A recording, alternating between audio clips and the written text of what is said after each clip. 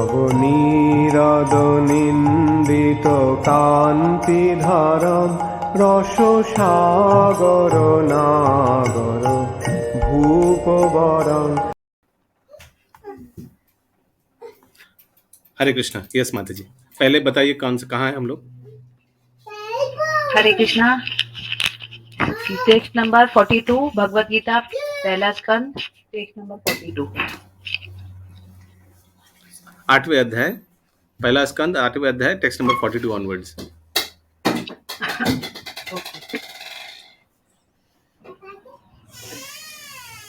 त्वयि में अन्य विषया मति, त्वयि में अन्य विषमति, मधुपते असकृत, मधुपते रिक्तम उदहतात् अधा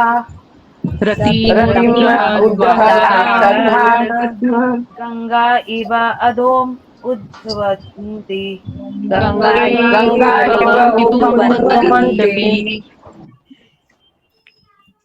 पढ़िए माता जी। यस, आप किसी को असाइन कीजिए। अच्छा, नीला माता जी आप पढ़ेंगे? मेरा वॉइस क्लियर है? एक्चुअल में फैन चल रहा है, देख लीजिए, डिस्टर्ब है तो सुषमा माता जी को ही बोलिए। सुषमा जायसवाल माता जी का वॉइस एकदम क्लियर रहता है। ठीक है, आपका भी ठीक है, की आवाज अभी तो क्लियर आ रहा है। ठीक है, पढ़ती हूँ, मेरे को कोई प्रॉब्लम नहीं है। हे मधुपति, जिस प्रकार गंगा नदी बिना किसी व्यवधान के सदैव समुद्र की ओर बहती है, उसी प्रकार मेरा आकर्षण अन्य किसी ओर को न भटकर आपकी ओर निरंतर बना रहे। आगे पढ़िए माता जी। तात्पर्य, शुद्ध भक्तिमय सेवा की पूर्णता तभी प्राप्त होती है जब सारा ध्यान भगवान की दिव्य प्रेममयी सेवा की ओर लगा रहता है। अन्य सारे स्नेह बंधनों को छिन्न करने का अर्थ किसी दूसरे से स्नेह जैसे सूक्ष्म भावों का पूर्ण निषेध नहीं होता। ऐसा संभव नहीं है। चाहे कोई भी जीव क्यों न हो, उसमें दूसरों के प्रति स्नेह की भावना होती ही है, क्योंकि यह जीवन का एक लक्षण है।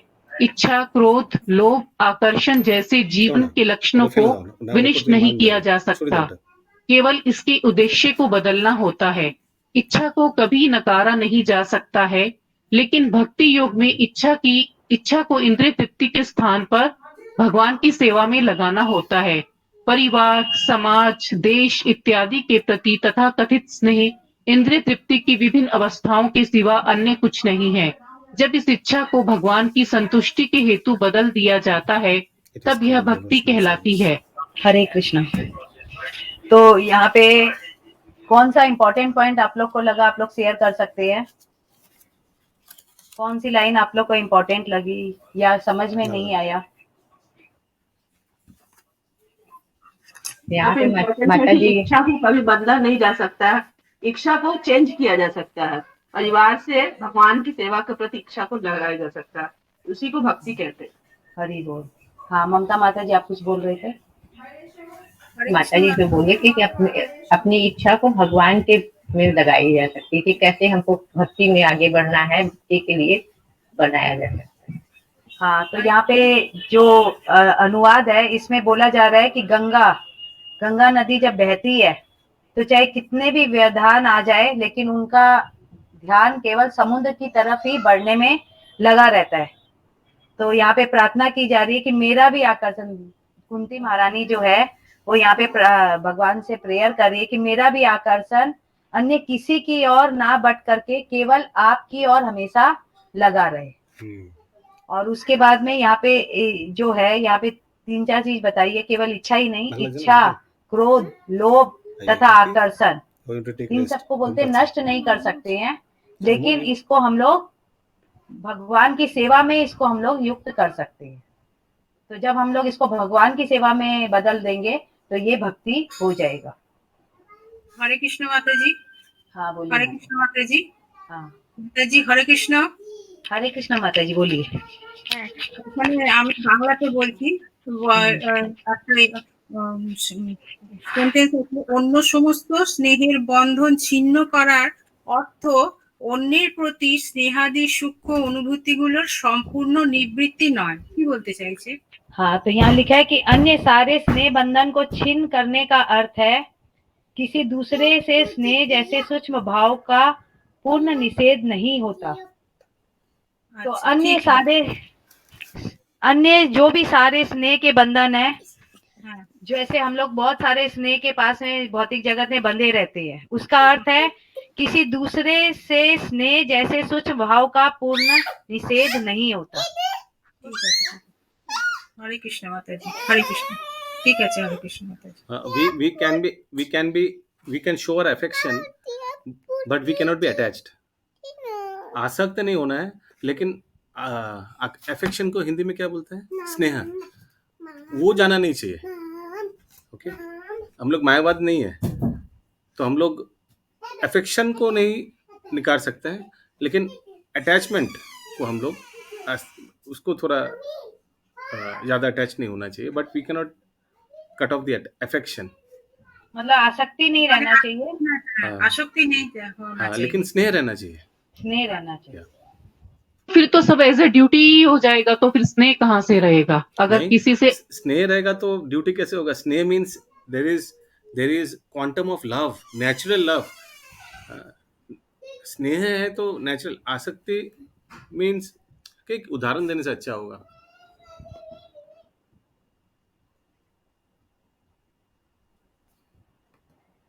यहाँ नारद जी का उदाहरण होता है ना प्रभु, कि नारद जी को मम्मी से स्नेह था, लेकिन आसक्ति नहीं कम हुई, तभी तो वो अपने भक्ति में आगे बढ़ पाए। हरे कृष्णा प्रभु जी। यस यस पिंकी माता जी। हाँ, जैसे हम अपने बच्चों के प्रति बोल सकते हैं प्रभु जी, जैसे कि मान लीजिए बेटा है, तो बेटा से बहुत ज्यादा आसक्ति, मेरा बेटा का शादी करना है, बहू लाना है, मैंने एकदम आसक्ति नहीं होना चाहिए कि चले जाए तो रोना धोना लग जाए, कि वो बाहर विदेश जा रहा है तो हम एकदम पागल हो गए, ऐसा नहीं होना चाहिए। हाँ, स्नेह है, उसको हमको कर्तव्य है उसको बनाना खिलाना, प्रेम से बाबू खाना खाओ, टाइम से रहो, इस तरह से बोल सकते हैं, कर सकते हैं, देखभाल कर सकते हैं, बाकी उसके पीछे एकदम पागल नहीं होना चाहिए। Very good example. और एक हमको एग्जाम्पल आता है आपके एग्जाम्पल सुनने के बाद, महाराज चित्रकेतु का। ये सुमना गौरंग माता जी, सॉरी आप बोल सकते हैं, सॉरी। प्रभु आप बोलिए, हम सॉरी नहीं ठीक है, मैं जस्ट ये पॉइंट अचानक हाँ, आदत हो गया ना, तो वही तो नहीं बोलिए प्रभु। तो महाराज चित्रकेतु का जब पुत्र का मृत्यु हो गया था, तो बहुत शोक कर रहा था, विलाप कर रहा था। किसके लिए? वो शरीर के लिए। तो वो अटैचमेंट टू द बॉडी, अगर वो भगवत स्थिति में रहता तो उसको पता चलता कि बेटा का मृत्यु हुआ है, बेटे के लिए जब करता, कीर्तन करता। हाँ, ये स्वाभाविक है, बेटा का एसोसिएशन मिस करेगा। हाँ, तो वही अफेक्शन। जैसे और एक उदाहरण आता है भरत महाराज का। हिरण के पति आसक्त हो गए थे। स्नेहपरायण कोई खराब चीज नहीं है, छोटा बच्चा हिरण है, उसको उठाया रखा एक जगह, लेकिन आसक्त हो गया इतना। वो फाइन लाइन है, एक लाइन है, वो डिमार्केशन को क्रॉस करके वो अपना साधना जब सब बंद करके उसी के पीछे 24 घंटा लग गया था, और हमेशा उनके बारे में सोच रहा था। मृत्यु के समय ये भी सोच रहा था, जब गिर गया था पहाड़ से, कि अब इसको कौन खिलाएगा, इसको कौन देखभाल करेगा। वो है आसक्ति। प्रभु, लेकिन स्नेह होने से आसक्ति होगा ही। यस, ठीक है, कम बेसी हो सकता है, लेकिन बिना आसक्ति के तो स्नेह होगा ही नहीं। बिना आसक्ति क्योंकि सेवा, देखिए, जब बच्चों का हम लोग मतलब पालन पोषण करते हैं, तो उनसे जब सेवा करते हैं उनकी इस तरह से, तो आसक्ति ऑटोमेटिक है। वैसे ही भगवान की जैसे हम लोग सेवा करते हैं, तो भगवान से आसक्ति हो जाता है। यस, आसक्ति आता है क्योंकि हम लोग देहात्म बुद्धि में है। हम लोग जब देहात्म बुद्धि को क्रॉस करेंगे, तब हम लोग को उस स्थिति में हम लोग यही उन लोग को सेवा इसलिए करेंगे, स्नेह रहेगा, सेवा इसलिए करेंगे कि वो भी भगवान का दास है। भगवान ने हमको कस्टडियन बनाया। कस्टडियन मालूम है? कस्टडियन वर्ड का हिंदी क्या होगा? गार्जियन प्रभु जी। देखभाल करता हो, गार्जियन प्रभु जी। गार्जियन, करेक्ट, बहुत अच्छा वर्ड, गार्जियन। केयरटेकर। वास्तव में पिता तो भगवान कृष्ण है, माता तो राधा रानी है। हम लोग केयर टेकर है, सामयिक care taker, just for temporary 30, 40, 50 साल, बस, दैट्स इट। तो ये स्थिति में जब हम लोग का मानसिकता रहेगा, हम लोग जब इस स्थिति में चेतना रहेगा, तब हम लोग बिना आसक्ति के स्नेह दिखा सकते हैं। जो आप बता रहे थे उसका उल्टा हो सकता है तब। प्रभु जी मैं बोलूं? लेकिन प्रभु ये बहुत हाई स्टेज है। यस, हरे कृष्णा प्रभु जी। इसमें कोई संदेह नहीं है, हाई स्टेज है। यस, संगिनी श्याम प्रिया माता जी। आप लोग जैसे अभी गोविंदो को देख रहे हैं ना, गोविंदो को देख के हम लोग को स्नेह आ रहा है, हम ही को नहीं सभी को स्नेह आ रहा है, लेकिन हम लोग के अंदर वो आसक्ति नहीं है। जैसे मतलब कि उसको देख के बस प्यार आ रहा है, वो स्नेह कहलाएगा। नहीं नहीं, सुमना गौरा की माता जी बोल रहा आसक्ति है, नहीं है अगर वहाँ पे। गोविंदो को आप लोग 20 साल सर्विस देते, बड़ा करते, लालन पालन तब करते, आसक्ति आता प्रभु। तो वही प्रश्न कर रहा है, वही चीज पूछ रही है, वही चीज पूछ रही है सुमना गौरा की माता जी। ठीक हम है, लोग बच्चों का भी जैसे सेवा करते हैं तो आसक्ति होगा। हाँ, इसीलिए मैं वही बोल रहा था सुमना गौरा की माता जी। आसक्ति इसलिए होता है क्योंकि हम लोग सेवा करते वक्त लाइक हम लोग शरीर का सेवा कर रहे हैं, वो भगवान का दास है, वो भी अपना जर्नी में, वो भी अपना यात्रा में है। ये सब हम लोग विचार नहीं करते हैं। हम लोग सोचते हैं कि हमारा बच्चा है, हाँ ये कृष्ण का दास है, ये भी हमारा जैसे कृष्ण का एक दास है, वो सोचकर हम लोग सेवा करते थोड़ी। वो भी अपना जिंदगी का एक सफर में है। जैसे मैं भटक भटक के इस जीवन में आया हूँ, वो भी अपना भटक भटक के इस जीवन में आया। क्या ये सब हम लोग सोचते हैं उन लोग का सेवा करते वक्त? नहीं सोचते हैं। यस, हरे कृष्ण प्रभु जी। यहाँ पे मधुपति भगवान को कहा गया है, तो कौन से मधु के स्वामी हुए वो? कौन से मधु के स्वामी? नहीं, मधुपति कहा गया क्या, या मधुसूदन? यस प्रभु जी, इस श्लोक में मधुपति भगवान को कहा गया ना। मधुपते, हाँ यस। देखते हैं तात्पर्य में कुछ है या नहीं, अभी भी बाकी है। हरे कृष्ण। लेकिन आप लोग कोई गेस कर सकते हैं अगर कुछ याद आ रहा है कि मधुपते का अर्थ क्या है? लक्ष्मी पति को बोलते हैं। मधु को मारे थे ये तो जानते हैं। मधुपते माने लक्ष्मीपति। यस प्रभु जी, ऐसे लगे। अच्छा, देखते हैं आगे। यस, मधु राक्षस को मारे थे ना प्रभु, इसीलिए उनका नाम। अच्छा, तो उसके लिए तो मधुसूदन बोलता है ना। हाँ मधुसूदन। ठीक है, हो सकता है, वो भी हो सकता है। देखते हैं, आगे देखते हैं। प्रभु जी, आसक्ति का बात हो रहे थे, लेकिन गीता में लिखा है आसक्ति रहेंगे तो हम महात्मा भी नहीं बन पाएंगे, शुद्ध भक्त भी नहीं बन पाएंगे। तो आसक्ति स्नेह छोड़ना है, हमें इसे खोने का प्रयास करना है और उच्च कोटि भक्त के साथ करिए। नवम अध्याय में सब लिखा हुआ है। यस, तो उसीलिए हम लोग को, हरे कृष्णा, उसीलिए हम लोग को पानी में रहना भी और गीला भी नहीं होना है। डिफिकल्ट है। यस, गायत्री श्याम माता जी। कमल की तरह। हरे कृष्णा। अच्छा, यस, आगे। यस, सुमना गौरा की माता जी, आप संभालिए। मैं हरे कृष्णा, आगे पढ़िए माता जी। भगवत गीता में, अच्छा ठीक है, सुषमा जायसवाल माता जी। रीडिंग बहुत अच्छा है। वॉल्यूम का रीडिंग अच्छा उन्हीं से। हाँ माता जी, आप मेरे को गाइड किए, इसीलिए उन्हीं को बोल रहे हैं। हरे कृष्णा, सभी को दंडवत प्रणाम। दंडवत प्रणाम। श्रीमद् भगवत गीता में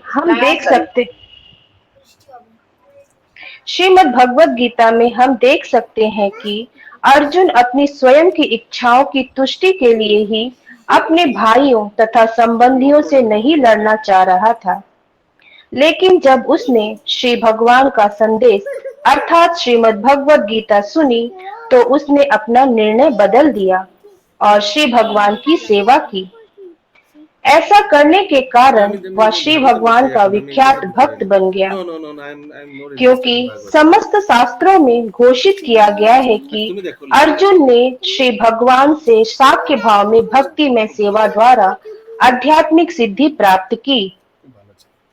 युद्ध हो रहा था, मित्रता भी चल रही थी, वहां पर अर्जुन भी था तथा भगवान श्री कृष्ण भी वहीं पर थे, लेकिन भक्ति में सेवा के कारण अर्जुन सर्वथा भिन्न व्यक्ति बन गया। अतएव कुंती की प्रार्थनाएं भी कार्यों में वैसे ही परिवर्तन का संकेत करती है। श्रीमती कुंती विचलित हुए बिना श्री भगवान की सेवा करना चाह रही थी और यही उनकी प्रार्थना थी। यह अनन्य भक्ति निष्ठा ही जीवन का परम लक्ष्य है। सामान्य रूप से हमारा ध्यान ऐसी वस्तुओं की सेवा की ओर विचलित हो जाता है जो ईश्वर से भिन्न होती है, अथवा श्री भगवान की योजना में नहीं होती। हरे कृष्णा माता जी, इसका मतलब क्या हुआ? सामान्य रूप से हमारा ध्यान ऐसी वस्तु की सेवा की ओर विचलित हो जाता है जो ईश्वर से इतर होती है अथवा भगवान की योजना में नहीं होती। हाँ, तो सामान्यतः हमारा ध्यान ऐसी वस्तु की सेवा की ओर विचलित हो जाता है जो भगवान ईश्वर से भिन्न होती है। मतलब ईश्वर की सेवा वहाँ पे नहीं होती, हमारा ध्यान उसकी तरफ ही ज्यादा रहता है और भगवान की योजना कुछ और ही रहती है। सेंस ग्रेटिफिकेशन में हम ज्यादातर रहते हैं ना बिजी, इसी चीज ज्यादा को हम कहा लोग गया है। और फिर भगवान की योजना जैसे कई बार होता है ना, हम लोग इच्छा और कुछ करते हैं और होता कुछ और है, और फिर हम लोग सोचते हैं कि हमने भगवान ने हमारा ऐसा क्यों नहीं किया, लेकिन बाद में हम लोग देखते हैं कि वही चीज बहुत अच्छा होता है हमारे भविष्य में हम लोग सोचते हैं कि भगवान की योजना इस तरह की थी। जैसे हाल ही में अभी हम लोग का एग्जाम्पल सामने है, हम लोग तो वहाँ पे वेटिंग लिस्ट में हम लोग की टिकट थी और टूकी 1 नंबर वेटिंग लिस्ट पे, तो हम लोग ये इतना परेशान थे और लेकिन लग रहा था कि हो जाएगा कंफर्म। तो फिर लगा कि RAC हो जाए तो हम लोग बैठ करके 4-5 जन आ जाएंगे, लेकिन टेंशन में थे। और भगवान तो अपने भक्तों का पूरा ध्यान रखते हैं, तो 4 घंटे पहले ही हम लोग जब वो लिस्ट निकला तो चारों टिकट पूरी कंफर्म थी। वो RAC भी हम लोग को नहीं दिए, पूरी कंफर्म टिकट हम लोग को दिए। तो वैसे ही हम लोग की योजना कुछ और रहती है, हम लोग कुछ और चाहते हैं, अपने इंद्र तृप्ति के लिए चाहते हैं, लेकिन भगवान देख रहे थे वहां पे हम लोग का इंद्र तृप्ति नहीं था, वो हम लोग की जरूरत थी। तो भगवान भगवत गीता में बोलते हैं आपकी जो जरूरत होगी वो मैं पूरी करूंगा, लेकिन आपकी इच्छा मैं पूरी नहीं करूंगा। तो वही यहाँ पे बोला जा रहा है कि सामान्य रूप से हमारा ध्यान ऐसी वस्तु की सेवा की ओर विचलित हो जाता है जो ईश्वर से भिन्न होती है। मतलब ईश्वर से छोड़ करके हम लोग वो सेवा करना चाहते हैं अथवा भगवान की योजना में नहीं होती। मतलब भगवान भी नहीं चाहते कि वो उस तरह की योजना में, वो यहाँ पे बोला जा रहा है। आगे पढ़िए माता जी, तब समझ में आएगा। जब यह योजना श्री भगवान की सेवा में बदल जाती है, अर्थात जब श्री भगवान की सेवा से इंद्रियां शुद्ध हो जाती है, तब यह सेवा शुद्ध अनन्य भक्ति कहलाती है। हाँ, तो हम लोग जब इंद्र तृप्ति में रहते हैं, इंद्र तृप्ति वाला करना चाहते हैं तो वो भक्ति में नहीं आता है, लेकिन जब हम उसी में वही चीज भगवान की सेवा में आ जाती है तो वो अनन्य भक्ति में आ जाता है। श्रीमती कुंती देवी को इस पूर्णता की कामना थी और वे श्री भगवान से इसी के लिए प्रार्थना कर रही थी। और इसमें एक वर्ड बहुत इम्पोर्टेंट है, वो अनन्य भक्ति। अनन्य भक्ति का अर्थ है कि अन्य कोई अन्य ना हो, मतलब भगवान को भी एक निष्ठ भक्ति चाहिए। भगवत गीता में आप पढ़ेंगे तो उसमें 18वें अध्याय का क्या नंबर श्लोक है, उसमें भगवान बोलते हैं जो पूर्णता मेरी सेवा में रत रहता है, जो एकनिष्ठ होता है, और वो मेरे को याद नहीं आ रहा है, तो वो मेरा अनन्य भक्त है। अनन्य भक्त मतलब भगवान के अलावा और कोई उसका अन्य देवता या कोई भी नहीं है, उसको अनन्य केवल कृष्ण छोड़ के और कोई भी नहीं। अन्य अभिलाषिता, अन्य अभिलाषिता शून्यम, ज्ञान कर्म ये सब कुछ भी, हाँ कोई अन्य नहीं है। 47 लोग। तो यहाँ पे भी जो भगवत गीता, जब भगवत गीता भगवान ने अर्जुन से कही तो अर्जुन भी युद्ध, पहले अर्जुन की युद्ध की इच्छा नहीं थी, लेकिन जब भगवान ने उनसे कहा तो उन्होंने एज इट इज उसको स्वीकार किया और बोले कि अब आप जो बोलेंगे वो मैं करूंगा। कृष्ण माता जी, ये वाला श्लोक है क्या? ब्रह्मभूत प्रसन्नात्मा न शोचति न कांक्षति तम सर्वेषु भूतेषु मद भक्ति लभते पराम। वो शुद्ध भक्ति को प्राप्त करता है, इसमें यही लिखा है श्लोक में। नहीं, उसमें चार चीज दिया हुआ है। एक मेरी सेवा में रहता है, वो एक निष्ठ है। हम आपको डाल देंगे बाद में ग्रुप में कौन सा नंबर श्लोक है वो, उसमें 4 चीज दिया हुआ है, 18वें अध्याय का ही है। वही है, मन मना मद भक्तो माध्याजी माम नमस्कार, उसी में 4 चीजें हैं। और भी है माता जी, हम डाल है। देंगे व्हाट्सएप ग्रुप में, ठीक है। इस माता जी कंटिन्यू करूं? हाँ हाँ हाँ। और किसी का कोई प्रश्न है इस আমি पैराग्राफ আগে में? বার চার্জার তো রেখে গেছিলাম, ठीक है माता ওখানে जी, একটা आगे আছে बढ़िए। চার্জার, আমি ওখানে রেখেছিলাম। पांडवों तथा वृष्टियों के प्रति उनका स्नेह भक्ति की परिधि से बाहर नहीं है, क्योंकि श्री भगवान की सेवा तथा भक्तों की सेवा अभिन्न है। कभी कभी भक्त की सेवा श्री भगवान की सेवा से भी बढ़कर होती है, लेकिन यहाँ पर पांडव तथा वृष्टियों के प्रति कुंती देवी का स्नेह पारिवारिक संबंध के कारण था। भौतिक संबंध के प्रसंग में स्नेह का यह बंधन माया का संबंध होता है, क्योंकि शरीर तथा मन के संबंध बहरंगी शक्ति के प्रभाव के कारण होते हैं। परमात्मा के प्रति स्थापित किए जाने पर ही आत्मा के संबंध यथार्थ संबंध होते हैं। कुंती देवी द्वारा पारिवारिक संबंध छिन्न करने का अभिप्राय यह था कि वे रक्त के संबंध को छिन्न करना चाह रही थी। यह रक्त संबंध बंधन का कारण है, लेकिन आत्मा का संबंध स्वतंत्रता का कारण है। आत्मा से आत्मा का यह संबंध परमात्मा के साथ संबंध के माध्यम से स्थापित किया जा सकता है। अंधेरे में देखना कोई देखना नहीं है, लेकिन सूर्य प्रकाश में देखने का अर्थ है सूर्य को देखना तथा इसके अलावा वह सब कुछ भी देखना जो अंधकार में अनदेखा रह गया था। यही भक्ति योग का मार्ग है। हरे कृष्ण। हरे कृष्ण। तो यहाँ पे बताया जा रहा है, हम लोग पहले देखे ना कि कुंती महारानी ने प्रार्थना की थी कि वो स्वजनों, पांडवों और विष्णुओं के प्रति मेरे स्नेह बंधन को काट दे, इसके पहले वाला श्लोक में। तो यहाँ पे भी कुंती यही बताया जा रहा है कि जो हम लोग का जो ये स्नेह होता है स्वजनों ये सबसे, ये देहात्म बुद्धि पे रहता है। और यहाँ बताया जा रहा है आत्मा का जो स्नेह होता है वो स्वतंत्रता का कारण है, लेकिन जब हम लोग देहात्म बुद्धि में रहते हैं तो हम लोग बंध जाते हैं। और आत्मा में हम लोग क्या, आत्मा का जब संबंध होता है तो परमात्मा के साथ में वो संबंध का हम लोग करते हैं। और फिर एक चीज और यहाँ पे इम्पोर्टेंट है कि जो भगवान की सेवा और भक्तों की सेवा दोनों अभिन्न होती है। तो ऐसा नहीं, हाँ जी, जैसे अभी आपने कहा आत्मा का संबंध स्वतंत्रता का कारण है, इसका मतलब माता जी? आत्मा मतलब सब जीवों को हम लोग भगवान के मतलब अंश के रूप में देखते हैं। मतलब सब जीवों के संग में हम लोग एक समान व्यवहार करते हैं। और जो यदि हम लोग देहात्म बुद्धि में रहेंगे तो वहां पे अपना और पराया आ जाता है। लेकिन जब हम लोग आत्मा के स्तर पे सबको देखेंगे, भगवान के अंश के रूप में सबको देखेंगे, तो वहां पे अपना पराया, क्योंकि सभी तो भगवान के अंश है। ब्रह्मांड में जितने हैं सारे ही तो भगवान के अंश है।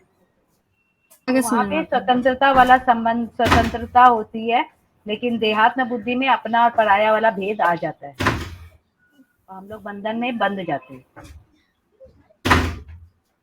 और एक है यहाँ पे जो बता रहे थे कि भगवान की सेवा और भक्तों की सेवा अभिन्न है।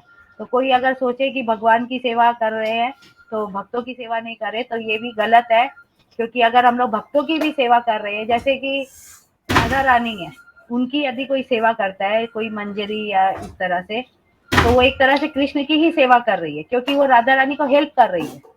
वैसे ही भक्तों की यदि हम लोग सेवा करते हैं तो एक तरह से भगवान, क्योंकि भक्त ही हमको भगवान के पास ले जाने का कार्य करते हैं, हम लोग उनका हेल्प करते हैं भगवान की सेवा में, उनकी सेवा करते हैं। इसमें एक लाइन है कि कई जगह भक्तों की सेवा ज्यादा इंपॉर्टेंट हो जाती है भगवान की सेवा से, है ना? तो इसका कोई एक एग्जाम्पल बता सकते हैं आप फटाफट? आप लोग में से कोई बताएगा? यही राधा रानी का हमने एग्जाम्पल दिया ना कि राधा रानी, वो तो बहुत ही अपर एग्जाम्पल हो गया ना, थोड़ा मीडियोकर एग्जाम्पल। जैसे यहाँ पे हम लोग के गुरु महाराज है, ठीक है, गुरु महाराज का कार्य है प्रचार करने का, ठीक है। यदि हम लोग उनके हेल्प करते हैं, कोई लैपटॉप लगा दे रहा है, कोई इस तरह से उनका माइक वाइक सब, तो उनको ये सब कार्य, तो क्या हो रहा है, ये भी एक सेवा है। ये भी नहीं कि तो उनको इस तरह से सेवा देके वो उनका हेल्प कर रहा है। गुरु महाराज को उतना ये सब नहीं, हालांकि वो बहुत ऊपर है, उनको ये सब करने की जरूरत नहीं है, लेकिन भक्त लोग पहले से उनका ये सब में हेल्प करते हैं। वो भी भगवान की सेवा ही होती है, क्योंकि वो भगवान का प्रचार कर रहे हैं, तो उनका टाइम सेव हो रहा है, तो वो अपना और इम्पोर्टेंट समय और किसी अन्य कार्य में लगाएंगे। क्यों माता?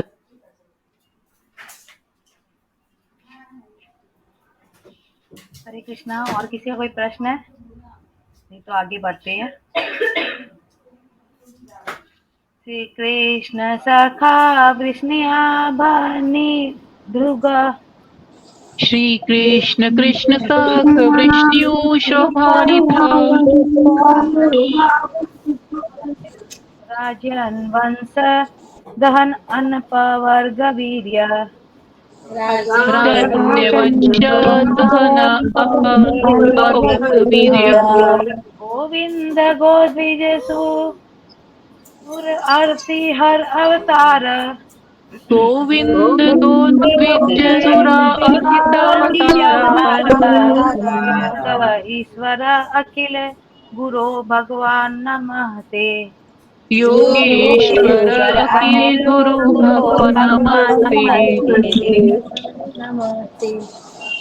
हे कृष्ण, हे अर्जुन के सखा, हे वृष्टि कुल के प्रमुख, आप उन समस्त राजनीतिक दलों के विध्वंसक हैं जो इस धरा पर उपद्रव फैलाने वाले हैं। आपका शौर्य कभी क्षीण नहीं होता। आप दिव्य धाम के स्वामी हैं और आप गायों, ब्राह्मणों तथा भक्तों के कष्टों को दूर करने हेतु अवतरित होते हैं। आप समस्त योग शक्तियों के स्वामी हैं और आप समस्त ब्रह्मांड के गुरु हैं। आप सर्वशक्तिमान श्री भगवान हैं। थोड़ा अंजी माता जी म्यूट करिए, डबल आवाज आ रहा है। आप सर्वशक्तिमान श्री भगवान हैं। मैं आपको सादर प्रणाम करती हूँ। हाँ माता जी आगे पढ़िए। कोई का प्रश्न है? हरे कृष्ण माता जी, इसमें ये हे विष्णु वृष्णि कुल के प्रमुख, तो इसमें कौरव के जो वो प्रमुख है किसको बोला जा रहा है माता जी? ये कृष्ण के जो पितृकुल है, मतलब कुंती महारानी का पितृकुल के बारे में कहा जाए। वृष्णि कुल का मतलब माता जी? मतलब कुंती महारानी के पियर। ठीक है। तात्पर्य, यहाँ पर श्रीमती कुंती देवी ने परम भगवान श्री कृष्ण का सार प्रस्तुत किया है। सर्वशक्तिमान श्री भगवान का अपना नित्य दिव्य धाम है, जहाँ वे सुरभि गायों के पालन में व्यस्त रहते हैं। वहाँ सैकड़ों हजारों लक्ष्मियां उनकी सेवा में लगी रहती हैं। वे इस भौतिक जगत में अपने भक्तों को उबारने तथा राजनीतिक दलों के उपद्रवीकारी तत्वों एवं उपद्रवकारी शासकों को विनष्ट करने हेतु अवतरित होते हैं। वे अपनी असीम शक्तियों से सर्जन, पालन तथा संहार करते हैं। फिर भी वे सदैव शौर्य से पूर्ण रहते हैं और उनकी शक्ति कभी क्षीण नहीं होती।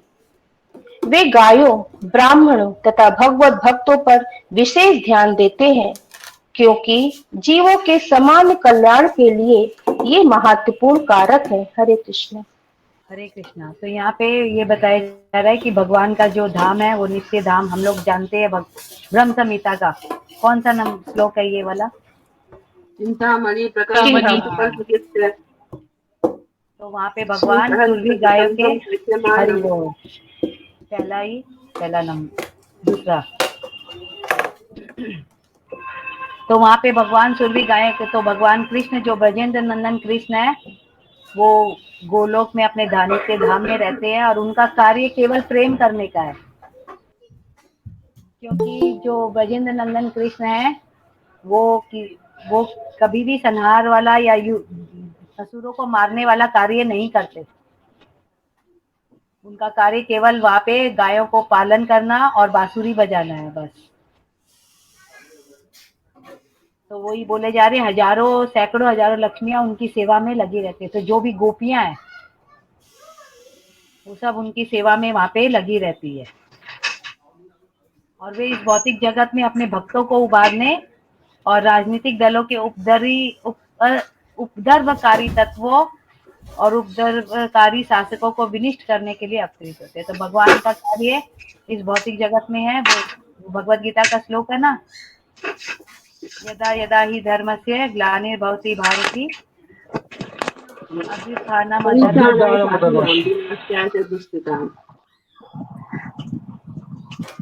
भगवान यहाँ पे, हालांकि भगवान को आने का जरूरत नहीं है, लेकिन वो आते हैं पहले तो वो आते हैं अपने भक्तों को आनंद देने के लिए, और दूसरा कार्य है असुरों को कौन विनाश करना, मतलब उसको नष्ट करना। और भगवान में हम लोग तो जानते हैं कि भगवान विष्णु जो है वो पालन का कार्य करते हैं और शिव जी है वो संहार करते हैं और ब्रह्मा जी है वो सृष्टि करते हैं। लेकिन ये तीनों कार्य, वो तीनों जो ये देवता है, देवी देवता है, ये भी भगवान कृष्ण की 3 गुणों से बंधे हुए हैं, तो भगवान के ही नियंत्रण में ये कार्य करते हैं। भगवान की शक्ति चाहे वो कितना भी कार्य कर ले वो छिन्न नहीं होती है। हरे कृष्णा माता, हरे कृष्णा। ये सृजन संहार ये जो करते हैं विष्णु ब्रह्मा और ये शिव जी, तो ये तीनों 3 गुणों के ऊपर है कि अंदर? 3 गुणों के अंदर है विष्णु जी में, क्योंकि शिव जी जो है वो तमोगुणी कहा जाता है जब इस भौतिक जगत में है तब, नहीं तो शिव जी 3 गुणों से ऊपर है। लेकिन विष्णु तत्व कैसे हो सकता है? विष्णु तत्व सतोगुण में आते हैं, यहाँ पालन का कार्य कर रहे हैं। हाँ, तो वो भी 3 गुणों के प्रभाव में तो नहीं होंगे ना विष्णु तत्व। मेरे ख्याल से ये विष्णु तत्व जो है उल्टा जाते हैं 3 गुणों से। प्रभावित नहीं होते हैं शिव जी और विष्णु तत्व। नहीं, शिव जी की तो होते हैं, क्योंकि शिव जी की एक बार भगवान विष्णु जब माया ये मोहिनी का रूप धरते हैं तो विष्णु जी शिव जी भ्रमित हो जाते हैं, तो 3 गुणों के प्रभाव में आ जाते हैं। ब्रह्मा जी और शिव जी आ जाते हैं, लेकिन विष्णु जी का मतलब नहीं। हमने तो यही सुना था कि इस भौतिक जगत में जब भगवान इस तरह कार्य करते हैं 3 गुणों के अंदर रहते हैं। नहीं, लेकिन ये सिर्फ लोगों में आता है कि भगवान जब भौतिक जगत में भी रहते हैं तो वो 3 गुणों के ऊपर ही रहते हैं, 3 गुणातीत ही रहते हैं। माया ये जो विष्णु देवी देवता में आते हैं यहाँ पे। ठीक है जी, विष्णु तत्व कैसे देवी देवता में आ जाएगा? पता नहीं, हम सुने माता जी, प्रभु आएंगे तो प्रभु से डिस्कस करेंगे इसके बारे में।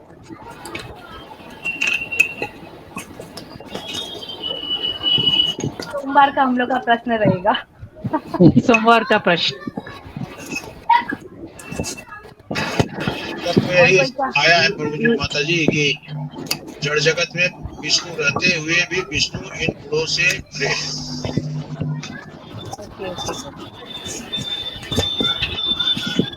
ठीक है, आगे पढ़ते हैं। कोई का प्रश्न है कुछ?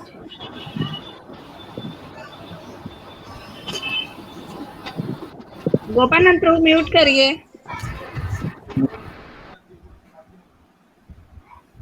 ठीक है, आगे पढ़ते हैं। माता जी पढ़िए। सुता उवाच तृतीया इथं कल्पपदे परिणुत अखिल उदय मंदं जहास वैकुंठ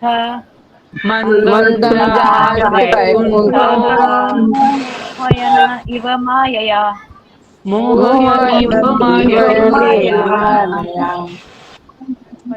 श्रील सूत गोस्वामी ने कहा, माता जी कौन प्रभा श्रील सूत गोस्वामी ने कहा, इस प्रकार श्री भगवान अपने महिमा गान के लिए चुने हुए शब्दों में कुंती देवी द्वारा की गई प्रार्थना सुनकर मंद मंद मुस्कुराए। यह मुस्कान उनकी योग शक्ति के समान ही मोहक थी। तात्पर्य, इस जगत में जो भी वस्तु मोहक होती है वह श्री भगवान की अभिव्यक्ति कहलाती है। इस भौतिक जगत पर प्रभुत्व जताने में प्रवक्त बद्ध जीव भी उनकी योग शक्तियों से मोहित होते रहते हैं, लेकिन श्री भगवान के भक्त श्री भगवान की महिमा से भिन्न प्रकार से मोहित होते हैं और श्री भगवान का कृपापूर्ण आशीर्वाद उन्हें प्राप्त होता रहता है।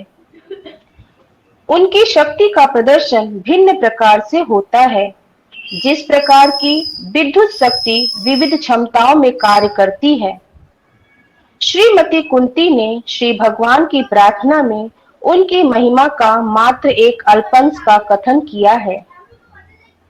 उनके सभी भक्त इसी प्रकार से चुने हुए शब्दों से उनकी पूजा करते हैं और इसी कारण श्री भगवान उत्तम श्लोक कहे जाते हैं। यद्यपि श्री भगवान की महिमा का वर्णन चुने हुए शब्दों से कितना भी क्यों न किया जाए, तथापि वह पर्याप्त नहीं है। फिर भी वे ऐसी प्रार्थनाओं से उसी प्रकार तुष्ट हो जाते हैं जिस प्रकार पिता अपने छोटे से बालक की तोतली बोली से प्रसन्न हो जाता है। माया शब्द का प्रयोग भ्रम तथा कृपा दोनों अर्थों में होता है, लेकिन यहाँ पर माया शब्द कुंती देवी पर श्री भगवान की कृपा के भाव में प्रयोग हुआ है। हरे कृष्णा। हरे कृष्णा। तो किसी का कोई प्रश्न है? एक लाइन आई थी इस पैराग्राफ में कि जो भगवान के भक्त होते हैं वो भी मोहित हो जाते हैं, तो भगवान के भक्त कैसे मोहित होते हैं? मतलब भगवान की कृपा पर मोहित हो जाते हैं या कुछ और मतलब हुआ इधर? यहाँ पे भगवान की कृपा पे मोहित होते, यही बताया जा रहा है। भिन्न प्रकार से मोहित होते, जैसे अभी पंकज प्रभु भी बता रहे थे ना, शिव जी को भगवान जो मोहित किए, जब मोहिनी रूप भगवान ने धारण किया और शिव जी को मोहित किया, लेकिन वहां पे शिव जी को मोहित करने में भी उनका उद्देश्य सबको गाइडेंस देना था कि मेरी माया इतनी प्रबल है कि देखो मेरा जो परम भक्त है उसको भी मैं मोहित कर देता हूँ, क्योंकि शिव जी सबके बीच में मोहिनी मूर्ति के सब ऋषियों के बीच से भाग रहे थे मोहिनी मूर्ति के पीछे। yes. तो वहां पे भी सबको भगवान अपना ये भक्तों को उसमें भी कुछ समझाने के लिए इस तरह की लीला अपने परम भक्त के साथ में कर रहे थे। ब्रह्मा जी ग्वाल बाल का जूठा खा के मोहित हुए, ग्वाल बालों के साथ जूठा खा रहे थे तो ब्रह्मा जी मोहित हुए। तो प्रभु बोल रहे हैं कि ब्रह्म मोहिनी लीला में ब्रह्मा जी जब भगवान अपने ग्वाल वालों के संग में मधुमंगल की झूठी छाछ उनके मुंह में ऐसे हप करके उनके मुंह से जो छाछ निकली वो भगवान पी रहे हैं, तो ब्रह्मा जी भी मोहित हो गए। तो भगवान अपनी बोल रहे भगवान के भक्त के भगवान की महिमा से भिन्न प्रकार से मोहित होते। तो जब ये मोहित होते तो किसी को समझाने के लिए, हम लोग जैसे बद्ध जीवों को शिक्षा देने के लिए भगवान इस तरह का कार्य करते हैं। हरे कृष्ण माता जी। हाँ बोलिए। जो नीचे का लास्ट में माया शब्द का प्रयोग भ्रम तथा कृपा दोनों के अर्थों में होता है, इसको समझाइएगा। हाँ, तो माया हम लोग के पर जो माया शक्ति कार्य करती है, हम लोग क्या करते हैं, बद्ध जीव है तो यहाँ पे हम लोग भ्रमित रहते हैं इस भौतिक जगत में, जो नहीं है उसको हम लोग सही मान करके उस तरह से, लेकिन जो भक्त होते हैं उन पे भगवान की एक कृपा होती है। क्योंकि जैसे शिव जी पे हम अभी जो एग्जाम्पल दिए, जैसे ब्रह्म मोहिनी लीला में जो ब्रह्मा जी मोहित हुए, वो दूसरे बद्ध जीवों को, दूसरे भक्तों को उसका आनंद देने के लिए और उनको समझाने के लिए ये लीला करते हैं। लेकिन हम लोग जैसे जो बद्ध जीव है वो इस माया के द्वारा भ्रम में रहते हैं, जो मेरा नहीं है उसको हम लोग अपना मान करके देहात्म बुद्धि से सब कार्य करते हैं। यही यहाँ पे भ्रम बोला जाए। तो कुंती देवी जो भगवान के लिए यहाँ पे कृपा का वहाँ पे उनकी कृपा के लिए व्यवहारित हुआ है, क्योंकि भगवान की मुस्कान जो होती है ना, वो भी भगवान की मुस्कान मोहित कर देती है हम लोग को। तो भक्तों को मोहित करती है तो वो कृपा होती है, लेकिन जो बद्ध जीवों को भगवान उस मुस्कान के द्वारा भ्रम में डालते हैं। ठीक है प्रभु। माता जी थैंक यू।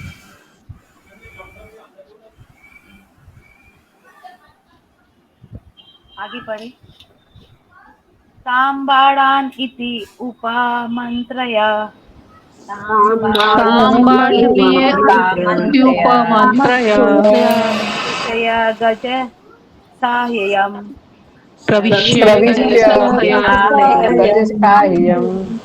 प्रिय च स्वपुरं यान्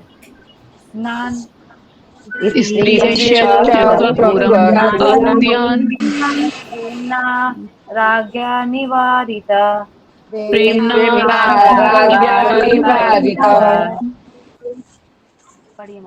इस प्रकार श्रीमती कुंती देवी की प्रार्थनाएं स्वीकार करने के पश्चात श्री भगवान ने हस्तिनापुर के राजमहल में प्रवेश करके अन्य स्त्रियों को अपने प्रस्थान की सूचना दी, लेकिन उन्हें प्रस्थान करते देखकर राजा युधिष्ठिर ने उन्हें रोक लिया और अत्यंत प्रेम पूर्वक उनसे याचना की। तात्पर्य: जब श्री भगवान ने द्वारका जाने का निश्चय कर लिया तो कोई भी उन्हें इस हस्तिनापुर में रोक नहीं सकता था, लेकिन राजा युधिष्ठिर का यह सरल अनुरोध कि वे कुछ दिन तक यहाँ रह जाएं, इसका तत्काल प्रभाव पड़ा। इससे पता चलता है कि राजा युधिष्ठिर की शक्ति प्रेम युक्त स्नेह की थी, जिसके आगे श्री भगवान विवश हो गए थे।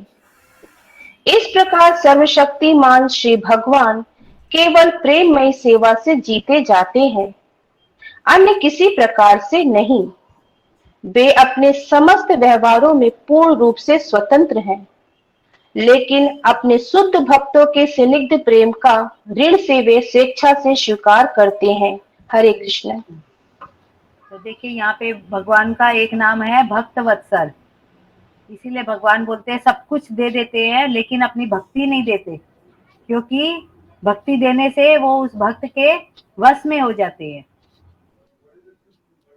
तो वही जब युधिष्ठिर महाराज जो थे, सब भगवान ने जब जाने का निश्चय किया तो कोई उनको रोक नहीं सका, लेकिन जब युधिष्ठिर महाराज ने उनसे प्रार्थना की तो भगवान को रुकना पड़ा। तो यही बोला जा रहा है कि शुद्ध भक्तों के स्निग्ध प्रेम का ऋण वे स्वेच्छा से स्वीकार करते हैं। और इसका एक एग्जाम्पल है, जैसे हाँ बोलिए माता। हाँ बोले, कुंती महारानी इतना ज्यादा मतलब प्रार्थना की उनसे, सब बातें बोली, तो उनके बाद मतलब कृष्णा को पर फर्क नहीं पड़ा, फिर भी जाने को। हाँ देखिए यहाँ पे लिखा ही हुआ है कि कुंती महारानी की प्रार्थना स्वीकार करने के बाद भी भगवान हस्तिनापुर के राजमहल में प्रवेश करके अन्य स्त्रियों को अपने प्रस्थान की सूचना दी। मतलब उनकी प्रार्थना से भी वो नहीं आगे प्रस्थान करने की उन्होंने सूचना दे दी थी। तो फिर यहाँ नारियों के ऊपर भेदभाव हुआ शायद।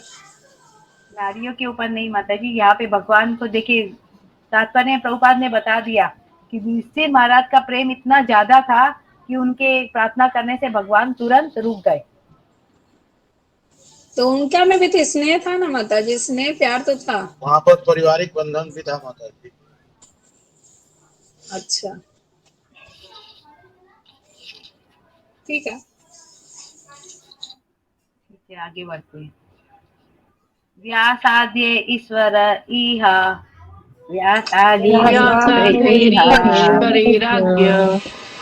कृष्णेन अद्भुत कर्मणा प्रबोधित अपि इतिहासे न अबुदयत शुचा अर्पिता।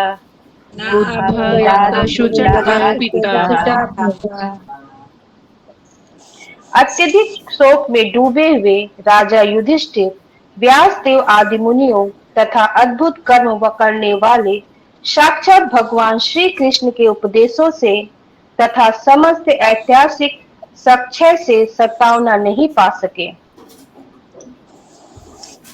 तात्पर्य: अपने लिए कुरुक्षेत्र के युद्ध में मनुष्यों के सामूहिक रक्तपात से पुण्य आत्मा राजा युधिष्ठिर अत्यंत खिन्न थे।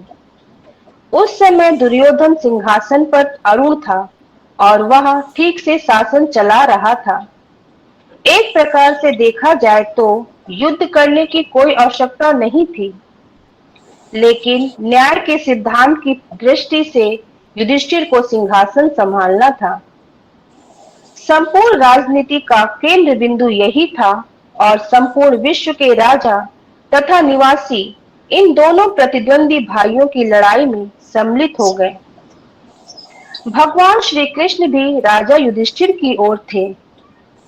महाभारत के आदि पर्व 20 में कहा गया है कि कुरुक्षेत्र के 18 दिनों के युद्ध में 64 करोड़ लोग मारे गए और कई लाख लापता हो गए। इस एक प्रकार से विगत 5000 वर्षों में यह विश्व का भीषणतम युद्ध था। हरे कृष्ण। तो देखिए, जो माता जी ने अभी संगनी समय प्रिया माता जी ने प्रश्न किया कि कुंती महारानी के कहने पे नहीं रुके और युधिष्ठिर के कहने पे रुक गए, यहीं पे इसका आंसर आ गया कि युधिष्ठिर जो महाराज जो पुण्य आत्मा थे, वो इतना रक्तपात जब उन्होंने देखा तो वो मन से खिन्न थे। तो भगवान हमारे हृदय में परमात्मा के रूप में विराजमान है, तो वो तो हर बात जानते हैं। तो युधिष्ठिर महाराज भीतर से दुखी थे, इस कारण उनके कहने पे भगवान रुक गए और उनको सांत्वना देनी थी। आगे हम लोग पढ़ेंगे, भीष्म पितामह के पास उनको लेकर के जाते हैं और उनसे पूरा ज्ञान वो दिलवाते हैं। तो इस कारण देखिए, हम लोग को भविष्य का नहीं पता, लेकिन भगवान को सब पता रहता है। तो इस कारण भगवान युधिष्ठिर के कहने पे यहाँ पे रुके थे। माता जी, आपका आंसर मिला? यस माता जी। तो इतना ज्यादा जो रक्तपात उन्होंने युधिष्ठिर महाराज ने देखा तो भीतर से बहुत खिन्न थे, उनको संतुष्टि नहीं थी और वो सोच रहे थे कि इतना रक्तपात का जरूरत नहीं था। देखिए यहाँ लिखा है, युद्ध करने की आवश्यकता नहीं थी। और कितना 18 दिनों में जो युद्ध हुआ था उसमें 64 करोड़ लोग मारे गए थे। तो कितना भीष्म ये युद्ध हुआ था। माता जी 64 कितना होता है? 64। हाँ, 64 करोड़ और कई लाख लापता थे।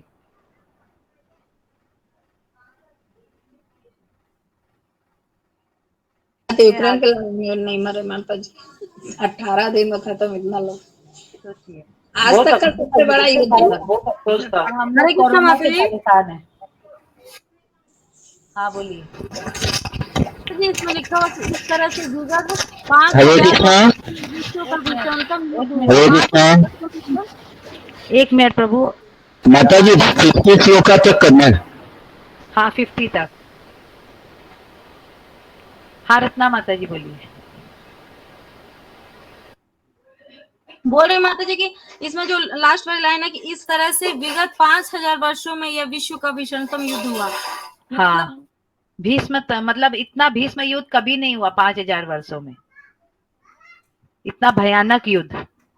अच्छा वर्षों में, अच्छा विगत मतलब पिछले 5000 वर्षों में ये बहुत भयंकर युद्ध था। ठीक है, आगे पढ़िए माता जी। महाराज युधिष्ठिर को मात्र सिंहासन दिलाने हेतु यह सामूहिक बद्ध मन को भयानक दुख देने वाला था। अतएव शील व्यासदेव जैसे मुनियों ने तथा स्वयं भगवान श्री कृष्ण ने इतिहासों के साक्ष्य से उन्हें यह विश्वास दिलाना चाहा था कि यह युद्ध न्याय संगत था, क्योंकि इसका कारण न्याय संगत था। लेकिन महाराज युधिष्ठिर संतुष्ट नहीं हुए। यद्यपि उस समय के महान पुरुषों ने उन्हें उपदेश दिया। यहाँ पर भगवान श्री कृष्ण को अति मानवीय कर्म करने वाला कहा गया है, लेकिन इस विषय में ना तो शील व्यासदेव और ना ही भगवान श्री कृष्ण राजा युधिष्ठिर को सत्तावना दे पाए। तो क्या इसका अर्थ यह हुआ कि वे अति मानवीय कर्ता सिद्ध हो पाए? नहीं, ऐसा बिल्कुल नहीं है।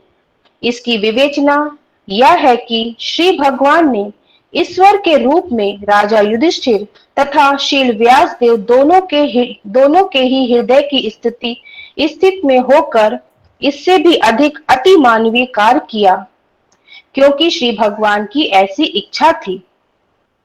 राजा युधिष्ठिर के परमात्मा के रूप में उन्होंने राजा को व्यासदेव तथा स्वयं एवं अन्य व्यक्तियों के शब्दों से आश्वस्त नहीं होने दिया। हरे कृष्णा माता जी। हाँ, यहाँ पे जो है इसका अर्थ यह हुआ कि वे अति मानवी कद्दा सिद्ध नहीं हो पाए। तो कृष्ण भगवान को बोला जा रहा है। हाँ, ये कृष्ण भगवान को बोला जाए, ओके। क्योंकि ये भगवान की इच्छा थी इस तरह से करने की। आगे देखिए, इसका बताया जाएगा, पढ़िए माता। क्योंकि वे चाहते थे कि राजा मरणासन भीष्मदेव से उपदेश ग्रहण करे, जो श्री भगवान के एक महान भक्त थे। श्री भगवान चाहते थे कि अपने भौतिक अस्तित्व के अंतिम समय में महान योद्धा भीष्मदेव उनका साक्षात दर्शन करे और उस समय सिंहासन अरुण अपने पौत्रों राजा युधिष्ठिर इत्यादि को देखें और इस प्रकार वह शांति पूर्वक मृत्यु को प्राप्त हो। भीष्मदेव पांडव के विरुद्ध युद्ध करने के कारण तनिक भी प्रसन्न न थे, क्योंकि सारे पांडव उनके पितृ विहीन पौत्र ही तो थे। लेकिन क्षत्रिय जन अत्यंत कठोर होते हैं, अतएव उन्हें दुर्योधन का पक्ष ग्रहण करना पड़ा, क्योंकि दुर्योधन के द्वारा ही उनका भरण पोषण हो रहा था। इसके अतिरिक्त श्री भगवान की यह इच्छा भी थी कि राजा युधिष्ठिर भीष्मदेव के वचनों से संताव न पाए, जिससे दुनिया देख सके कि भीष्मदेव ज्ञान में सबसे, यहाँ तक कि श्री भगवान से भी बढ़कर थे। हरे कृष्ण। हाँ, हरे कृष्णा। तो यहाँ पे भगवान भीष्मदेव का ग्लोरिफिकेशन करना चाह रहे थे, इसलिए देखिए कृष्ण भी उन्होंने उनको उपदेश दिया युधिष्ठिर महाराज को, और व्यास देव जी ने भी उपदेश दिया, लेकिन युधिष्ठिर महाराज किसी से भी संतुष्ट नहीं हुए। और दूसरा एक कारण और था भीष्मदेव के पास राजा युधिष्ठिर को लेके जाना, क्योंकि भीष्मदेव उनको देखना चाहते थे राजा के रूप में। उनकी शुरू से ही इच्छा थी कि राजा युधिष्ठिर महाराज जो है वो राज सिंहासन पर बैठे लेकिन उनको कभी इस तरह से देखा नहीं था। तो दोनों कार्य भगवान को यहाँ पे करने थे। एक तो भीष्मदेव का ग्लोरिफिकेशन करना था, उनको उपदेश युधिष्ठिर महाराज के को उपदेश दिलवा करके, और दूसरा कि वो युधिष्ठिर महाराज को राजा के रूप में देखना चाहते थे। दोनों कार्य भगवान को करवाने थे, इसलिए भगवान ने इस तरह का, भगवान तो अर्जुन युधिष्ठिर महाराज को संतुष्ट कर सकते थे, लेकिन उन्होंने ऐसा नहीं किया। उन्होंने युधिष्ठिर भीष्मदेव का ग्लोरिफिकेशन करने के लिए वो युधिष्ठिर महाराज को उनके पास लेके गए, ताकि वो उनको उपदेश दे और उनको देख सके राजा के रूप में। हरे कृष्णा माता जी। हरे कृष्णा प्रभु जी, बोलिए। वो भीष्म लाइन सबसे नीचे वाला लाइन में पढ़ लीजिए माता जी, जिससे दुनिया देख सके कि भीष्मदेव ज्ञान में सबसे, यहाँ तक कि भगवान से भी बढ़कर थे। तो मतलब हाँ। भगवान से भी बड़ी। हाँ, तो भगवान देखिए चैतन्य महाप्रभु भी क्या हुआ, उन्होंने बहुत अच्छी पुस्तक लिखी थी, लेकिन जब उन्होंने देखा कि जब उनके भक्त, उनका नाम मेरे को याद नहीं आ रहा, तो उसने भी बहुत सुंदर पुस्तक लिखी थी। तो जब महाप्रभु ने देखा कि इस मेरा बुक इतना अच्छा है और उसका थोड़ा मेरा भक्त का, तो उन्होंने अपनी बुक गंगा में डाल दी। केवल 8 श्लोक ही चैतन्य महाप्रभु के हम लोग को मिलते हैं और कुछ नहीं है चैतन्य महाप्रभु की। तो भगवान अपना ग्लोरिफिकेशन नहीं चाहते, अपने भक्तों का ग्लोरिफिकेशन चाहते हैं। तो भगवान यहाँ पे यही कर रहे हैं कि भीष्मदेव ज्ञान में सबसे आगे है, भगवान से भी बढ़कर, और 12 महाजनों में भी एक महाजन भीष्मदेव है। और आगे हम लोग उनकी शिक्षाएं पढ़ेंगे, भीष्मदेव किस तरह से युधिष्ठिर महाराज को शिक्षा देते हैं। हरे कृष्ण माता जी। हाँ बोलिए माता। हरे माता जी, 2 कारण था ना युधिष्ठिर महाराज को वहां ले जाने का। एक तो उनको राजा के रूप में देखना चाहते थे, दूसरा भगवान के सामने वो अपना प्राण त्यागना चाहते थे, छोड़ना चाहते थे। वो भी है, और ये उनको उपदेश दिलाना भी मेन कारण, तो उपदेश। अच्छा, तो 3 कारण हो गए। 3 कारण हो गया। सांत्वना युधिष्ठिर को सांत्वना। हाँ, सांत्वना दिलाना, क्योंकि युधिष्ठिर महाराज सोच रहे थे कि इन सब का कारण मैं ही हूँ। वो भीतर से बहुत खिन्न थे इतना रक्तपात देखकर। फिर महाराज यहाँ पे बहुत बड़े डिप्रेशन में जा चुके थे ना, तो माता जी उनको उसमें मतलब कि एक राजा को कैसे शासन चलाना, ये सब भीष्म पितामह जी से सीखने के लिए वहां पे ले जा रहे हैं। हाँ। वो युधिष्ठिर भीष्म पितामह है, उनको सब तरह का ज्ञान वहां पे देंगे। ठीक है, आगे हमने देखा कि किसी के कहने पे ये संतुष्ट नहीं हो रहे हैं, तो उनसे यदि ज्यादा लगाव था भीष्म पितामह का, उनके सामने ले गए ताकि उनके कहने से ये संतुष्ट हो। हाँ, तो संतुष्ट क्यों नहीं हो रहे थे? भगवान कृष्ण की इच्छा के कारण ही वो संतुष्ट नहीं हो रहे थे युधिष्ठिर महाराज, क्योंकि वो उनको भीष्म पितामह के पास ले जाना चाह रहे थे।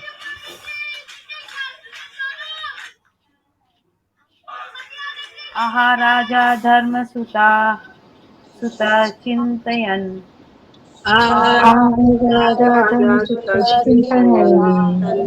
सुहृदाम्बदं प्रकृतेन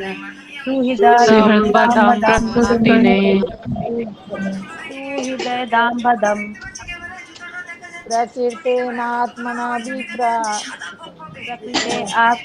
प्रकृतेन आत्मना विप्रा स्नेहमोहवशं गता।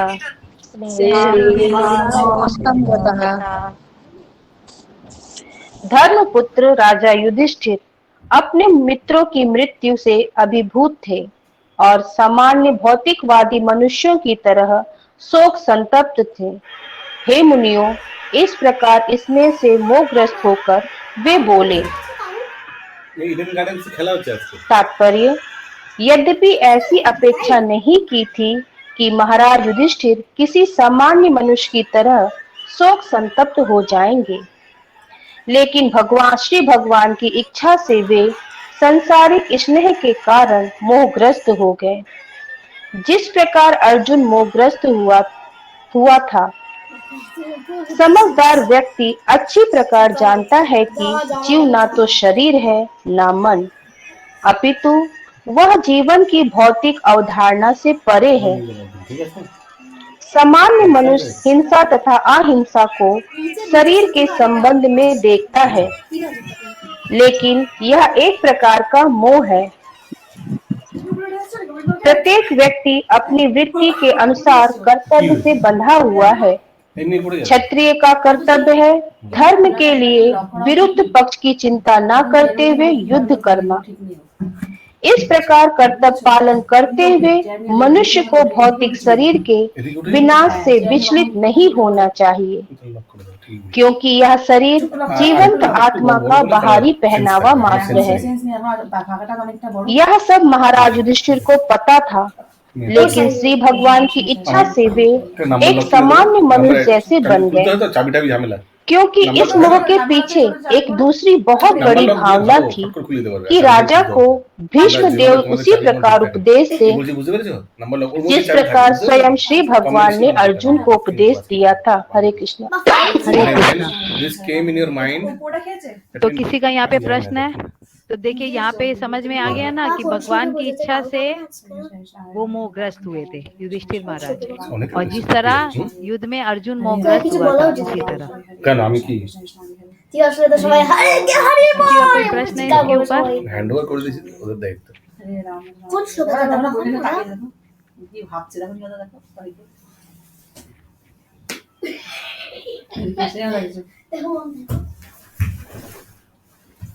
ठीक है, फिर आगे बढ़ते हैं।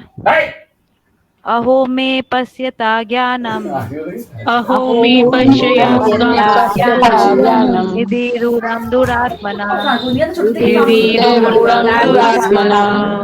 पारक्यस्य एव देहस्य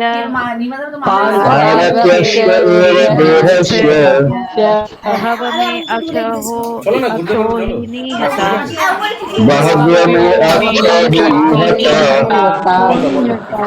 पढ़िए माता जी। राजा युधिष्ठिर ने कहा, हाय, मैं सबसे पापी मनुष्य हूँ। जरा मेरा हृदय को तो देखो, जो अज्ञान से भरा है। यह शरीर तो अंततः परलोक परोपकार के लिए होता है। अच्छा माता जी कुछ करिए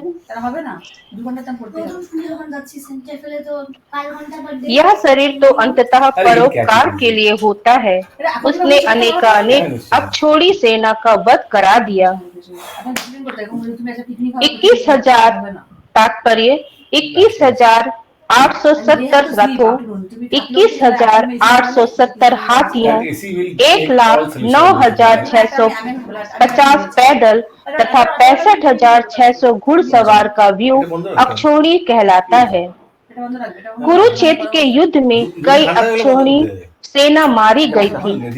महाराज युधिष्ठिर संसार के सर्वश्रेष्ठ धर्मात्मा राजा होने के कारण इतनी भारी संख्या में जीवों के वध का उत्तरदायित्व अपने ऊपर लेते हैं, क्योंकि यह युद्ध उन्हीं ही सिंहासन पर बैठाने हेतु लड़ा गया था। यह शरीर आखिर परोपकार के लिए है। जब तक शरीर में प्राण रहता है तब तक यह परोपकार के लिए होता है और मरने के पश्चात यही कुत्तों तथा श्रृंगालों द्वारा या कीड़ों द्वारा खा लिया जाता है। वे दुखी थे कि इस नश्वर शरीर के लिए इतना बड़ा नरसंहार हुआ। हरे कृष्ण। हरे कृष्णा। तो देखिए यहाँ पे युधिष्ठिर महाराज का कहा जा रहा है कि वो कितने बड़े धर्मात्मा थे और वो भगवान के द्वारा ये मोहग्रस्त हुए थे और फिर वो उसके लिए विलाप कर रहे हैं कि मैं सबसे बड़ा पापी हूँ और ये जो मेरे हृदय को देखो ये अज्ञान से और ये शरीर जो हम लोग को मिलता है ये परोपकार के लिए मिलता है, वो बोल रहे हैं, लेकिन मैंने इसका वध करवा दिया क्योंकि मरने के बाद ये शरीर कुत्तों और सिंगालों या कीड़ों द्वारा खा लिया जाता है।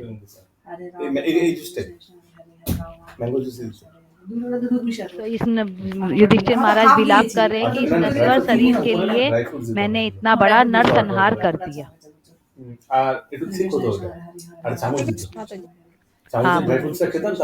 माता जी जैसे यहाँ पे 21,870 रथ पैदल और 64 क्या था 64 घुड़सवार। तो फिर जो रथ था तो रथ का घोड़ा नहीं लिखा यहाँ पे, घोड़ा भी तो रहा होगा। रथ के संग में घोड़ा भी आ गया, रथ के लिए अलग से फिर घोड़ा नहीं लिखा जाएगा। रथ का जब बोलते तो घोड़े अपने आप आ जाएंगे ना, घोड़े के बिना तो रथ है ही नहीं। हाँ हाँ तो मतलब इसका 4 गुना होना चाहिए क्योंकि एक रथ में 4 घोड़े लगभग रहते हैं। जरूरी नहीं है, 2 भी रहते हैं। तो घोड़ा भी तो मारा गया होगा ना रथ का। हाँ वो भी मारा गया होगा, कई बार नहीं भी मारा गया होगा। रथ थोड़ी नहीं मरा माता जी, घोड़ा ही तो मरा। हाँ रथ तो मरेगा नहीं ना, घोड़ा ही मरेगा। रथों के घोड़ों हो सकता था ना। नहीं यहाँ पे जो बोला जा रहा है रथों पे हरे कृष्ण माता जी। सवार एक मिनट रथों पे जो सवार जो रथ पे विराज उनके लिए गिनती हो रही है, घोड़ों की गिनती नहीं हो रही है यहाँ पे। यहाँ पे घोड़ों की गिनती है, घुड़सवार जो गिनती हो रही है, घोड़े के ऊपर जो बैठा हुआ है उसकी गिनती हो रही है। हरे कृष्णा माता जी। यहाँ अक्षयणी कहलाने के लिए जो है ना उसके बारे में वर्णन किया गया। इतना रथ, इतना हाथियां, इतना पैदल तथा इतना घुड़सवार को एक अक्षयणी कहलाता है, उसके बारे में बताया। हाँ ये सब मिल करके एक अक्षोणी हुआ। हाँ इसी के बारे में बताया गया।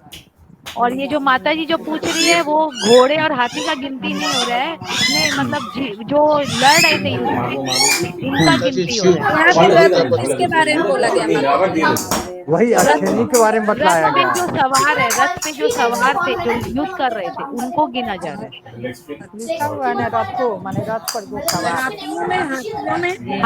हाथी के ऊपर जो सवार थे। आगे वाला लाइन में दिया गया कुरुक्षेत्र के युद्ध में कई अक्षयणी सेना मारी गई। यस माता जी, एक अक्षुणी सेना में इतने लोग रहते हैं क्योंकि कुरुक्षेत्र में तो कई मारे गए थे अक्षुणी सेना। अब कई अक्षयणी सेना मारी। 28 तो कृष्ण भगवान के ही थे। हाँ तो उसी प्रकार ये पहला अक्षुणी सेना का लिखा हुआ है। नहीं समझ में रथों लिखा है, हाथ में लिखा, उसीलिए मतलब वही क्लियर कर रहे थे। माता जी असल में घोड़ों को भी गिन रही थी और जो रथ पे सवार थे उनको भी गिन रही थी, सबको गिन रही थी। हरे कृष्णा माता जी, आज तो एकादशी ड्रामा है तो थोड़ा जल्दी 4:05 अच्छा, और कोई चंदा माता जी कुछ पूछ रही थी? मैं पूछ रही थी माता जी, श्रृंगालो कोई जानवर को कहा गया है यहाँ? सियार को। अच्छा माता जी, अच्छा। हरे कृष्णा। 18 अक्षौहिणी सेना थी वहाँ पे युद्ध में। कुरुक्षेत्र के युद्ध में टोटल 18 अक्षौहिणी सेनाएं थी, दोनों पक्षों को मिला के। ओके, ड्रामा कल करेगी, कल पर बिजी रहेंगे। अभी कर देते हैं, अभी तो 4:30 बजे आ, जैसे भी एकादशी है। प्रभु की वजह से नहीं कर रही होंगे। प्रभु जी नहीं है, प्रभु है। आ जाएंगे प्रभु जी, आ जाएंगे। बाल द्विज सुहित मित्र,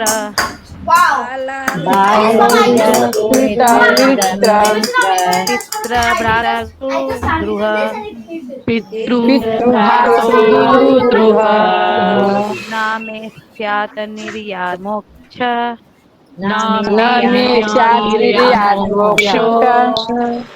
हि अपि वर्ष आयुते,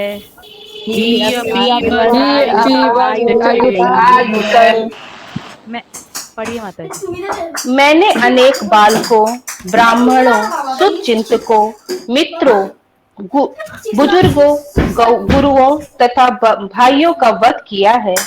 भले ही मैं लाखों वर्ष तक जीवित रहूं, लेकिन मैं इन सारे पापों के कारण मिलने वाले नरक से कभी भी छुटकारा नहीं पा सकूंगा।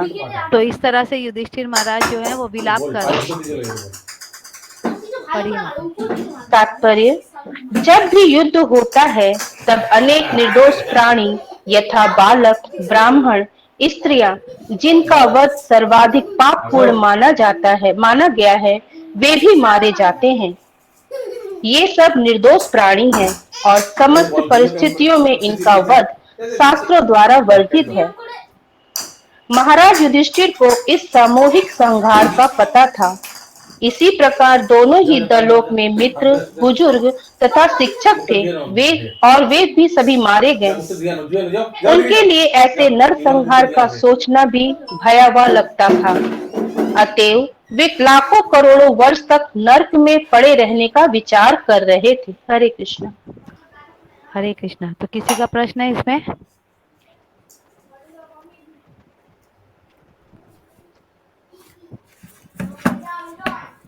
तो यहाँ पे लिखा है कि महाराज युधिष्ठिर को इस सामूहिक संहार का पता था।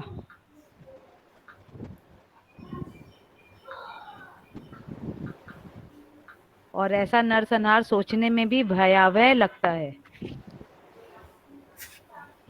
और वे सोच रहे थे कि लाखों करोड़ों वर्ष तक नरक में पड़े रहने का वे विचार कर रहे थे, क्योंकि इस तरह का नरसंहार देख करके वो विचार कर रहे थे कि वो लाखों करोड़ों वर्ष तक नरक में पड़े रहेंगे। ठीक है, आगे पढ़ते हैं। नैनो रागे प्रजा भर्तु,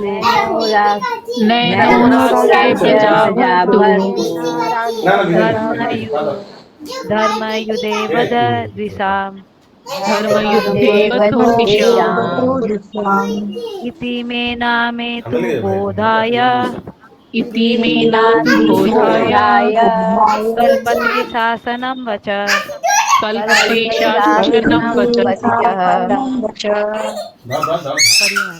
जो राजा अपनी प्रजा के पालन में लगा रहकर धर्म के लिए वध करता है, उसे कोई पाप नहीं लगता, लेकिन यह आदेश मेरे ऊपर लागू नहीं होता। तात्पर्य, महाराज युधिष्ठिर ने सोचा कि यद्यपि वे वास्तव में राज्य का शासन नहीं चला रहे थे, क्योंकि दुर्योधन द्वारा नागरिकों का बिना किसी क्षति के अच्छे से शासन तो चलाया जा रहा था, फिर भी दुर्योधन के हाथों से राज्य छीनने हेतु अपने व्यक्तिगत लाभ के लिए उन्होंने इतने सारे जीवों का संहार कराया। यह संहार शासन चलाने के दौरान नहीं हुआ था, अपितु अपने आप को बड़ा बनाने हेतु हुआ था। अतएव उन्होंने इस पाप के लिए स्वयं को दोषी समझा। हरे कृष्ण। हरे कृष्णा। तो यहाँ पे बोला जा रहा है कि ये संहार जो था शासन चलाने के दौरान नहीं हुआ था, अपितु अपने आप को बड़ा बनाने के लिए हुआ था। युधिष्ठिर महाराज इस तरह से विलाप कर रहे हैं और इस पाप के लिए अपने आप को दोषी वो मान रहे हैं। हरे कृष्णा माता जी, ये दुर्योधन जब अच्छा से राज चला रहे थे, किसी को नुकसान नागरिक को नहीं पहुंचा रहा था, तो फिर क्यों उनसे युद्ध हुआ? एक तो कि अपने भाई का अधिकार नहीं दिया। हाँ, दुर्योधन के कारण ना। एक तो अधिकार नहीं था और कहीं और कुछ वो बोला कि हाँ। एक सूख भर की जमीन की जगह भी नहीं देंगे। वो बोले तुम लोग 4 जन 5 जन के लिए 5 जन दे दो। बोला नहीं, एक सुई की बूंद जितनी तो जगह। भगवत गीता में भगवान 6 तरह के आतताई होते हैं, ये बताए हैं। तो उसमें एक जो दूसरे की भूमि को छीनता है, उसमें वो भी आते हैं, तो उसका वध करना भगवान बताते हैं। नीति अनीति का लड़ाई। यहाँ पर एक बात और थी माता जी कि युधिष्ठिर सबसे बड़े भाई थे, तो उस हिसाब से राजगद्दी उनको मिलनी थी, लेकिन धृतराष्ट्र ने अपने पुत्र मोह में दुर्योधन को दिया था, तो लड़ाई तो वहीं से शुरू हो गई थी।